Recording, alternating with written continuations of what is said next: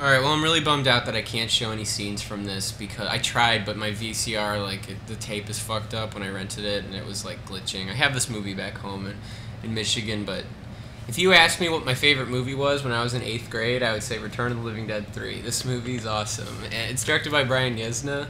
I mean, maybe it's not as good to me, like, if I saw it now, like, for the first time, I might not be as into it as I was back in the day, but I remember going to a comic convention.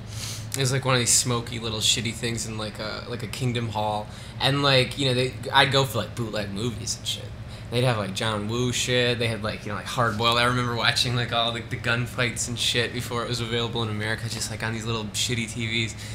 And they had I was though too young to buy the violent shit like this, and they were showing this, and I remember I was probably like, I don't know when this came out, but I know that like I saw it at the comic show like maybe 2 or 3 years before this came out. And I was like shitting in my pants. It was like the scariest looking thing I'd ever seen. The scene when they string the zombie up and he's like, ooh, and like shoot him in the head and stuff is like, it's still pretty nuts. I mean, I tried to watch it.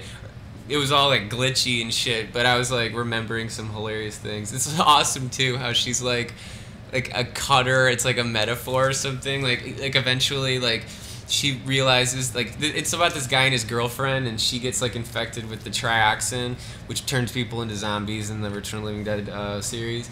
Anyway, so and she like realizes that she has a taste for blood, but she can fend off that taste by like cutting herself. But so she ends up like stabbing like glass and shit like through herself and stuff. So that's what like all this is. And there's like some like nasty scenes where she's like, it's pretty sweet. You gotta get the fucking unrated version, of course. I mean, on DVD nowadays, I don't even know if there's an R-rated version, but Return of the Living Dead 3 is a fucking classic. It's not as good as the first one, but it was to me back in the day, so check it out.